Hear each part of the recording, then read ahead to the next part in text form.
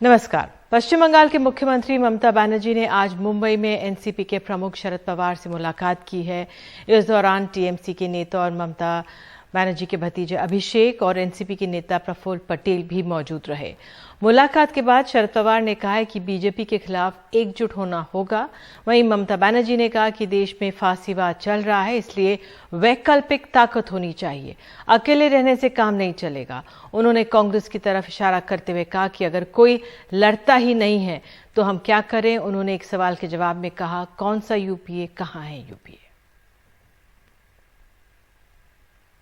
मेरे को मन था कि आज जो परिस्थिति चल रहा है देश में, जैसा फैसिज्म चल रहा है, इसको खिलाफ में एक स्ट्रॉन्ग ऑल्टरनेटिव फोर्स बनाना चाहिए। अकेला कोई नहीं कर सकता है, जो स्ट्रॉन्ग जिधर में है उसको लेके करना पड़ेगा। इसी के लिए Sarod ji is the senior most leader. बहुत दिन से हम सारोद जी का साथ में काम किया है। देखो सारोद जी क्या बोला, एक ऑल्टरनेटिव स्ट्रॉन्ग होना चाहिए जो लड़ाई करते हैं। अगर कोई लड़ते नहीं है तो हम क्या करें। हम चाहते हैं कि सबको लड़ाई करना है। अरे क्या यूपीए, अभी यूपीए नहीं है। यूपीए क्या है, क्लियर करेगा बैठ के। और अब खबर है उत्तर प्रदेश से। समाजवादी पार्टी के अध्यक्ष अखिलेश यादव ने आज बीजेपी के गढ़ बुंदेलखंड में रथ यात्रा शुरू की। ये रथ यात्रा 3 दिनों में बुंदेलखंड के 4 जिलों से गुजरेगी। बुंदेलखंड में विधानसभा की 19 और लोकसभा की 4 सीटें हैं और ये सारी सीटें फिलहाल बीजेपी के पास है। बुंदेलखंड में अखिलेश का रथ निकला तो उसके पीछे एक हुजूम उमड़ा। बीजेपी के गढ़ में ये सफर 3 दिन चलेगा। बुंदेलखंड में अखिलेश ने महंगाई, बेरोजगारी, खाद की किल्लत, पानी का मसला, छुट्टा जानवरों की दिक्कतों पे सरकार पे हमला बोला। अखिलेश ने सरकार बनने पे मुफ्त सिंचाई कराने और 1500 रुपए महीना समाजवादी पेंशन देने का वादा किया। तो चाहे हमें सरकारी बजट से ज्यादा मदद करनी पड़े, चाहे हमें समाजवादी पेंशन से अच्छी कोई योजना चलानी पड़े, अपनी माताओं बहनों को, उन परिवारों को सम्मान देने के लिए पहले 500 रुपए देते थे, इस बार अगर हमें 3 गुना भी देना पड़ेगा तो उन परिवारों की मदद करने का काम समाजवादी सरकार में होगा। बुंदेलखंड यूपी और एमपी दोनों राज्यों में आता है। बुंदेलखंड के यूपी वाले हिस्से पर बीजेपी का कब्जा है। बुंदेलखंड में 7 जिले हैं। इनकी सारी 19 विधानसभा सीटें बीजेपी के पास हैं। चित्रकूट में 3 सीटें हैं, तीनों बीजेपी के पास। बांदा में 3 सीटें हैं, तीनों बीजेपी के पास। झांसी में 4 सीटें हैं, चारों बीजेपी के पास। जालौन में 3 सीटें हैं, तीनों बीजेपी के पास। हमीरपुर में 2 सीटें हैं, दोनों बीजेपी के पास। महोबा में 2 सीटें हैं, दोनों बीजेपी के पास। ललितपुर में भी 2 सीटें हैं और दोनों बीजेपी के पास। यहाँ लोकसभा की 4 सीटें हैं, सभी 4 सीटें बीजेपी के पास हैं। अखिलेश यादव ने इल्जाम लगाया कि जनता से सारी सीटें पाकर भी बीजेपी सरकार ने बुंदेलखंड की हालत सुधारने को कुछ नहीं किया। बुंदेलखंड में पूरी भाजपा है, विधायक सब उनके हैं, लोकसभा भी उनके सभी सांसद हैं, किसी को कुछ नहीं मिला। बताओ हमारे बुंदेलखंड के और बांदा के लोगों, इनके वादे जुमले निकले कि नहीं निकले?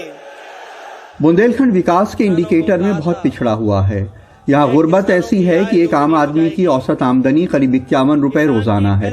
यहाँ 68% आबादी पिछड़ों, दलितों और आदिवासियों की है। अखिलेश यहाँ योगी सरकार या योग्य सरकार का नारा दे रहे हैं। और अभी तो सुनने में आया है वो स्मार्टफोन भी नहीं चला सकते, और अगर स्मार्टफोन और लैपटॉप चला सकते होते तो हमारे नौजवानों के हाथ में अभी तक सरकार ने दे दी होती यार। इसलिए कहना चाहते हैं आपसे कि आपको योगी सरकार चाहिए कि योगी सरकार चाहिए? योगी सरकार चाहिए कि योगी सरकार चाहिए?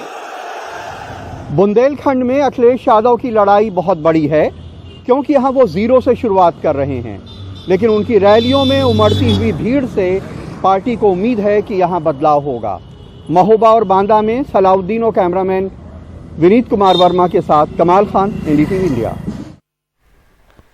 और अब बात किसानों की। केंद्र सरकार ने कहा है कि उसके पास किसान आंदोलन के दौरान मरने वाले किसानों और उनके खिलाफ दर्ज मामलों की जानकारी नहीं है। ऐसे में किसी को वित्तीय सहायता देने का सवाल ही नहीं उठता है। कृषि मंत्री नरेंद्र तोमर ने एक सवाल के जवाब में लोकसभा में ये लिखित जवाब दिया है। इस पर विपक्ष सरकार पर हमलावर है।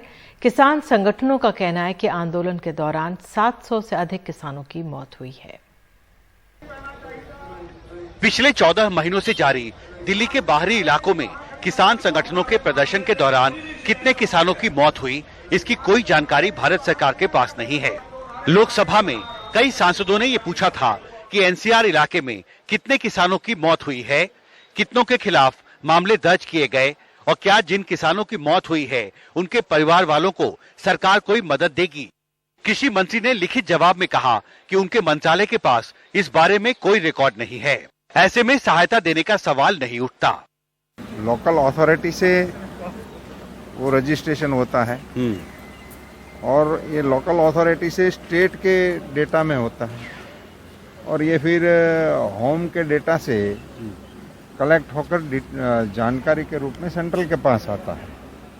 ये प्रोसेस के हिसाब से शायद ये पर्टिकुलर जानकारी के बारे में ये स्टेटमेंट हो सकता है। प्रोफेसर साहब जी, क्या हंस रहे हैं? प्रोफेसर साहब हंस रहे हैं आप? क्या सरकार सहमत हैं?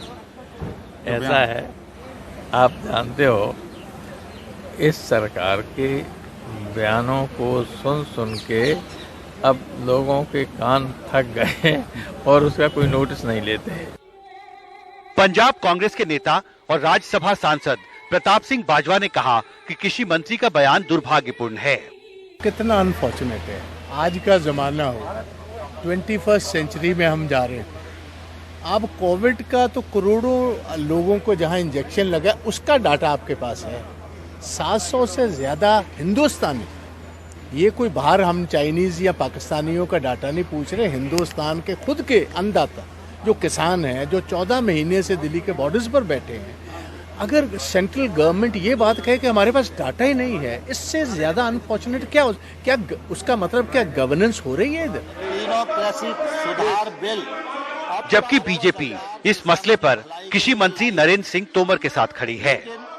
कृषि मंत्री जी का बयान बिल्कुल वाजिब है और उन्होंने ठीक कहा है। सवाल यह है कि आंदोलन के दौरान कोई गोलीकांड नहीं हुआ, कोई लाठीचार्ज नहीं हुआ और कौन वहाँ पर किस तरीके से कैसे किसकी मृत्यु हुई, ये बिना जांच के, बिना किसी रिकॉर्ड के सरकार कैसे मुआवजा दे सकती? कोई भी सरकार जो है आंख बंद करके तब किसकी कैसे मृत्यु हुई क्या पता है। और जो किसान संगठन ये आंकड़ा दे रहे हैं वो सही है गलत है, इस पर भी विचार करना पड़ेगा। किसी भी जिले में अगर किसी व्यक्ति की मृत्यु होती है तो उसे स्थानीय नगर निगम या नगर पालिका द्वारा रजिस्टर किया जाता है। ऐसे में ये सवाल उठता है कि पिछले 14 महीनों से दिल्ली के बाहरी इलाकों में जो किसान आंदोलन चल रहा है, उस आंदोलन के दौरान जिन किसानों की मृत्यु हुई, क्या उसे स्थानीय प्रशासन द्वारा रजिस्टर किया गया था? और अगर उन्होंने ये जानकारी इकट्ठा की थी तो क्या ये जानकारी उन्होंने कृषि मंत्रालय के साथ साझा किया था? संसद भवन से हिमांशु शेखर, एनडीटीवी इंडिया। तीनों कृषि कानून रद्द होने के बाद संयुक्त किसान मोर्चे के अंदर दिल्ली की सीमाओं से जाने के लिए किसान संगठनों में दो मत हैं। पंजाब के ज्यादातर किसान संगठन चाहते हैं कि दिल्ली की सीमाओं से किसानों को लौटना चाहिए, जबकि हरियाणा के किसान संगठनों ने साफ कर दिया कि जब तक सरकार किसानों के ऊपर से मुकदमे वापस नहीं लेती वो कहीं नहीं जाएंगे। सिंघू बॉर्डर पर किसान संगठनों के बीच बैठकों का दौर तेज हो गया है। सबसे ज्यादा चर्चा इस बात को लेकर है कि क्या दिल्ली के बॉर्डर पर 1 साल से चल रहे आंदोलन को अब खत्म कर देना चाहिए। पंजाब के किसान संगठन खुलकर कहने लगे हैं कि अब किसानों को लौट जाना चाहिए। मेजॉरिटी थाम्बे का मेजॉरिटी की राय है कि जहां का मोड चेंज कर देना चाहिए, जहां का स्टेटों में लड़ना चाहिए। तो बहुत सी डिमांड स्टेट्स की भी है, सेंटर की भी है। तो पहले भी तो शुरू स्टेटों से किया था ना, अगर नहीं सरकार मानेगी तो फिर आ जाएंगे। तो आप ये कह रहे हैं कि पंजाब की ज्यादातर जत्थेबंदियां चाहती हैं कि आंदोलन जारी रखा जाए लेकिन यहाँ से चला जाए, दिल्ली मोड चेंज कर दिया जाए, यहाँ से मोड चेंज कर दिया जाए। तो हम कोशिश करेंगे कि 4 को इस पर सहमति बन जाए सभी की। हम इकट्ठा जाना चाहते हैं, इसको तोड़कर नहीं जाना चाहते। पंजाब के किसान संगठनों को ढीला पड़ते देख हरियाणा के किसान संगठनों ने इमरजेंसी बैठक बुलाई, जिसमें फैसला लिया गया कि जब तक एमएसपी की गारंटी नहीं मिलती और किसानों पर लगे मुकदमे वापस नहीं होते, वो यहां से नहीं जाएंगे। संयुक्त मोर्चा की हमने मीटिंग बुला रखी है, उसमें सारे मुद्दे तय होंगे और हरियाणा एसकेएम आज भी उन्हीं मांगों पर स्टैंड करता जो 6 मांगे हमने भारत सरकार को लिख के दी थी कि सरकार हमारे साथ बात करके इनको निपटाए। किसान आंदोलन का चेहरा बन चुके राकेश टिकैत दिल्ली के बॉर्डर से हटने के लिए किसान संगठनों के बीच उठे मतभेद पर सीधे कुछ भी कहने से बचते नजर आए।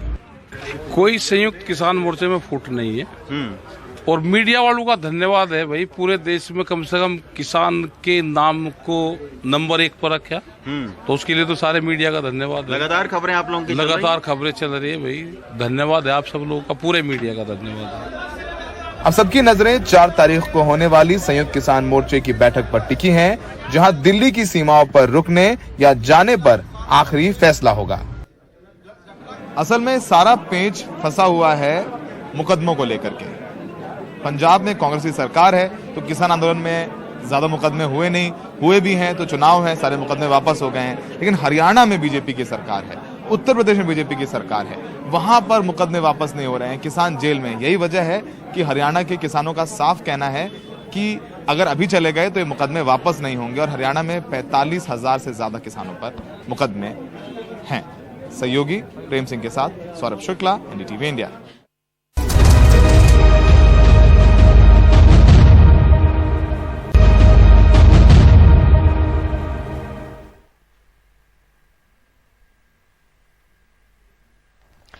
और आपको बता दें, अकेली दल के नेता मनजिंदर सिंह सिरसा आज बीजेपी में शामिल हो गए हैं। बीजेपी के वरिष्ठ नेता और केंद्रीय मंत्री धर्मेंद्र प्रधान, गजेंद्र सिंह शेखावत और दुष्यंत गौतम की मौजूदगी में उन्होंने पार्टी की सदस्यता ली। बीजेपी में शामिल होने से ठीक पहले सिरसा ने दिल्ली से गुरुद्वारा मैनेजमेंट कमेटी के अध्यक्ष पद से इस्तीफा दे दिया। बीजेपी में शामिल होने के मौके पर उन्होंने कहा है कि अगर इस्तीफा नहीं देता तो ये संदेश जाता कि मैं अपना पद बचाने के लिए बीजेपी में शामिल हो रहा हूं।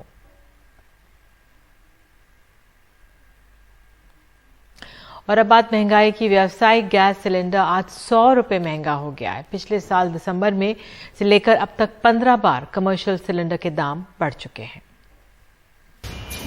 पहले लॉकडाउन और अब महंगाई की मार से ढाबा चलाने वाले अनवर परेशान हैं। 6 महीना पहले ही ढाबा दोबारा नए सिरे से खोला है, लेकिन सब्जियों और तेल के दामों में तेजी के बीच अब फिर कमर्शियल सिलेंडर के दामों में भारी उछाल से उनकी कमाई काफी कम हो गई है। कोविड के पीरियड में 4 महीने तो हमने बैठ के ही वेट किया है, क्योंकि जब हमने स्टार्ट किया था जब भी उसकी गाइडलाइन थी वो लागू थी 9 बजे वाली, तो अब ये सही हुई है। मुश्किल से 1.5-2 महीने से हम इसको प्रॉपर्ली चला पा रहे हैं। मगर अब ये सिलेंडर बढ़ रहा है, फिर सब्जियों के ऊपर रेट है, तो उसके अंदर ये है कि किचन के ऊपर बहुत हैवी लोड है। अच्छा, मतलब एकदम समझ लीजिए कि मार्जिनल पे अभी चल रहे हैं। आप और हम समझ रहे होंगे कि शायद घरेलू सिलेंडर पर दाम नहीं बढ़ा है तो उसका हम पर शायद असर न पड़े, लेकिन जब आप बाहर खाना खाने जाएंगे तो कहीं ना कहीं कमर्शियल सिलेंडर पर जो दाम बढ़ा है उसका आपको असर आपकी जेब पर देखने को मिलेगा। बुधवार को कमर्शियल सिलेंडर के दाम में 100 रुपए का इजाफा हुआ है। अगर आंकड़े देखें तो 19 किलो का व्यावसायिक सिलेंडर अक्टूबर 2020 में जहां 1250 रुपए का था, वहीं साल भर बाद यानी दिसंबर में अब यह बढ़कर करीब 2100 रुपए हो चुका है। बीते 4 महीनों में ही सितंबर में 75 रुपए, अक्टूबर में 33 रुपए, नवंबर में 163 रुपए और दिसंबर में फिर 103 रुपए की बढ़ोतरी हुई है। गैस डीलर एसोसिएशन का मानना है कि कमर्शियल सिलेंडर के दाम बढ़ने से इसकी खपत भी काफी कम हो रही है, जिससे उनका मुनाफा भी लगातार घट रहा है। कमर्शियल गैस की मूल वृद्धि 1 वर्ष में लगभग 1300 रुपए से बढ़कर के 2200 रुपए के करीब हो गई है। ये वृद्धि अप्रत्यक्ष और प्रत्यक्ष रूप से सबको प्रभावित करती है। कमर्शियल सिलेंडर के दाम इससे पहले 2012 में 2200 रुपए तक जा पहुंचे थे।